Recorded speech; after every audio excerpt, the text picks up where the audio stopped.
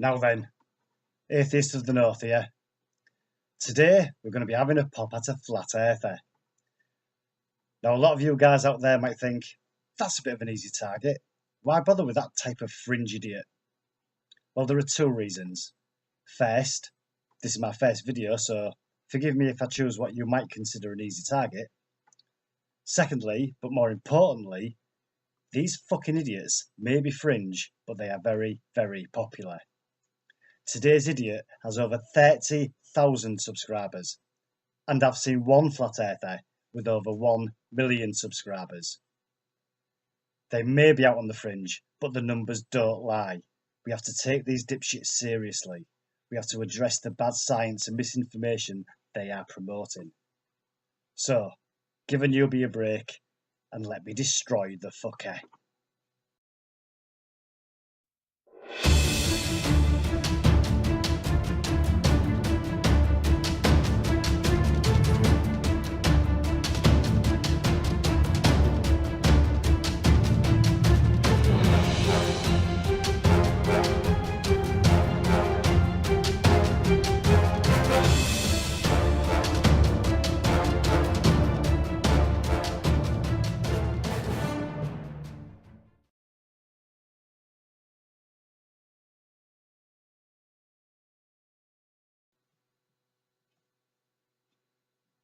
Right then, as I said earlier, this science-phobic, Bible-bashing moron has over 30,000 subscribers. He reckons he's examined all the evidence and concluded that the spherical Earth theory, spherical Earth theory, is nothing more than an international conspiracy between all the Earth's governments, including Russia, NASA, all astronauts, cosmonauts, and all the scientists in the world. Now, that's an awful lot of people to be involved in a conspiracy. You think it would be more than a little difficult to keep it secret, wouldn't you? Yet, he says he's absolutely sure and that he can prove it. Well, his evidence must be pretty damn good then. So, let's find out. So there's the pretty blue marble that NASA claims we are living on, with circumference of 24,901 and 3959 radius. So to find the curvature, you take 8 inches times your distance squared. That's 8 inches times your distance squared, and if you don't square the distance, you end up with this, and this is not what NASA has shown us. They have given us a beautiful blue marble that we love.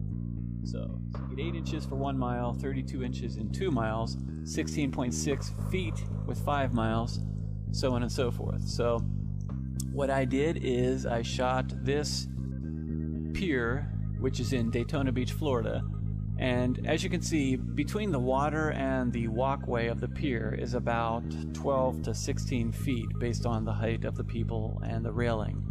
So I started at Granada, which is 4.92 miles away, and I shot this, and based on that distance and the formula, there should be 16 feet of curvature, but obviously you can still see the entire gap under the walkway there between that and the water. First of all, I want to look at this drop effect he's talking about. He's absolutely right. At a distance of 4.92 miles away, the curvature drop effect would be around 16 feet. But what the sly little bastard is not explaining is that that's 16 feet viewed from 4.92 miles away. Any fucking monkey can tell you that the further something is away from you, the smaller it appears.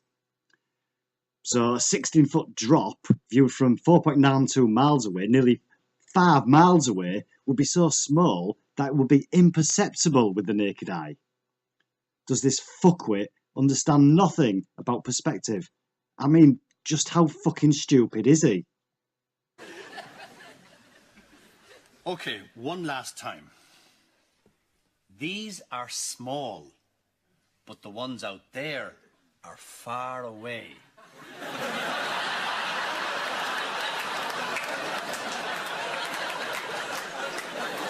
Small, far away. I forget it. The second point in regard to viewing the curvature of the Earth is height. To see the Earth's curvature with the naked eye, you have to be high up. Really high up. The radius of the Earth is just short of 4,000 miles. The circumference of the Earth is nearly 25,000 miles. That's pretty fucking big. Just think about the scale. Does this guy really think that if he climbed a building, it'd be high enough to perceive the curvature of the Earth? It's 25,000 miles round. You're not going to see the curve from the fucking Eiffel Tower or a fucking skyscraper. You need to be really fucking high. Even a plane flying at a height of a couple of miles isn't enough. What's 2 miles compared to 25,000? The higher you are, the further the horizon you can see, the more perceptible the curvature drop. To be able to see the curvature with your own eyes, you'd need to be upwards of 15 miles. And yes, this is possible. The pilots of U-2 bombers clearly see the curvature of the Earth at 17 miles. Hey, if you save up enough money, you can even pay to be taken up in a MiG and be able to see the curvature for yourself. No, not one picture of the Earth. Imagine that. 2016, and we still don't have a picture of our home. Thousands of satellites supposedly orbiting the Earth. Why can't we get thousands of pictures? One shot with the whole Earth in it. Hell, we should have a channel on cable that shows the Earth rotating 24 hours a day.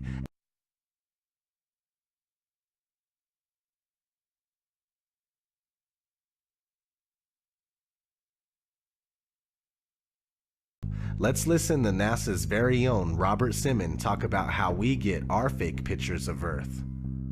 In 1972, we saw our home in a new way. Apollo 17 astronauts snapped this picture. It gave people the first look at their home planet as a single entity. Last week, scientists at NASA released this. The shot is compiled from data from NASA's VEERS instrument, which orbits the Earth about every 100 minutes, taking measurements of light coming off the planet. That can be translated into ribbons of imagery like this, and then into one of these. And this is just the latest in NASA's Earth from Space album, which may be one of the most mind-expanding collections of images in human history. Then in 2002, Blue Marble 2.0, NASA's Rob Simon made this. Simon's job is... It's primarily taking data and making pictures out of it. That's what this is, a composite of data sets from several different instruments translated into a picture. So we actually had to take clouds out. They stashed the clouds for later, went onto the ocean. That came from an instrument that measures phytoplankton in the sea. Where it was low, I colored it dark blue because they're low mostly in mid-oceans. And then where it was a little bit higher, it was like a little bit brighter green. Then add the clouds back in. There's a small problem with it because there's a very slight gap in between each orbit. So some of those are painted on. It is photoshopped, but it's has to be. Then there was another layer to sort of simulate the atmosphere. And then there's this little bright spot. It's called the specular highlight. So it's the reflection of sunlight off of water. Those are the pieces, but you can't just slap them all together. It just didn't look realistic. It looks kind of flat, or the clouds are sort of too see-through. So I just hit Command-Z a lot. There's artistry to creating the world. What I imagine it to be. Unfortunately, I'm not an astronaut. I've never been to space. But I've looked at these images over and over again, trying to sort of get the essence of it. It is photoshopped, but it's has to be. It is photoshopped, but it's has to be. It is photoshopped, but it's has to be. It is photoshopped, but it's has to be. Excuse me, I'm allergic to bullshit. Not having one authentic picture of the Earth alone is a huge red flag. Yes. The Earth images NASA publish are CGI'd. They're composites. Listen to the man. They have to be. They have to use a lot of pictures to be able to remove clouds and other coverage to produce one clear image of the whole Earth. People don't want to see a cloudy Earth. They want to see the oceans and land masses. For Christ's sake, why is that so fucking difficult to understand? Are you a retard? That doesn't mean there aren't any undoctored photographs of the Earth. Plenty of photos were taken in the 60s and 70s, long before any CGI capability existed. So there are plenty of original photos out there, such as these.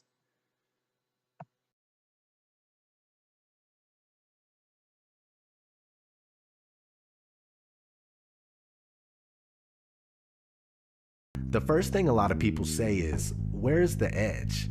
Well, look at this map where Antarctica is a 360-degree ice barrier that holds the water in. These ice walls are real, and they stand 150 feet above the surface of the water. Then you need to understand that there is no independent access to Antarctica. Average people can only go there on a guided tour. It has no towns, no cities, and no permanent residences. What's past the 150-foot ice wall is anyone's guess. How far the ice extends, how it terminates, and what exists beyond it. So, let me get this straight. There's a 150-foot ice wall surrounding the whole flat world, tens of thousands of miles long. Just how do you know this? Have you seen it? Has anybody seen it? Where's the photos? Surely it would be a pretty easy task for a few of you guys to sail out there to this wall and take some pictures, wouldn't it?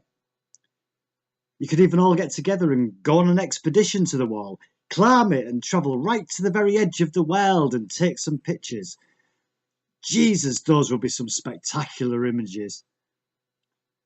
No, but no one ever has. And you're not going to, are you? You are so full of shit. You just state, these ice walls are real, but offer no evidence at all. And by the way, there are people in Antarctica all the time. There are up to 4,000 scientists there on any given day from countries all over the world. And of course tours are guided. That's because it's fucking dangerous. People die out there, you fucking dimwit. Let's talk about satellites. We've already discussed how there are no pictures of the Earth, so are satellites even real? Not likely. Ground towers are built all over the world and are more than adequate to relay our television, radio, and cell phone service. All GPS is done through land-based towers, and things like Google Earth are taken with high-altitude planes, and most of them are just done with cars on street level. Did you know that satellites were actually invented by Arthur C. Clarke, the science fiction author? I didn't know that. they shortly became science fact after that. The geostationary satellite, look it up. It was created by a science fiction author. And then within a decade, NASA claims to have sent a real one up there, and ever since then, that's where we get all our communications from. So, satellites don't exist either, eh? Right. First of all, yes. The concept of global telecommunications using geostationary satellites was invented by Arthur C. Clarke. But you are deliberately making it sound as though all he was a science fiction writer. You are so disingenuous. You are relying on the fact that your subscribers are a bunch of uneducated insular barbel huggers. Clarke was also a scientist. During the Second World War, he was a radar specialist. He graduated in mathematics and physics. He was the editor of Physics Abstracts, chairman of the British Interplanetary Society, and he was the recipient of the Franklin Institute's Stuart Ballantyne Medal. One of the reasons his science fiction writing was so popular was because of his scientific background. meaning his fiction was based on real science. For fuck's sake, do your research and give the man the respect he deserves. Oh, and no. The first satellite was launched by Russia. You have heard of Sputnik, haven't you?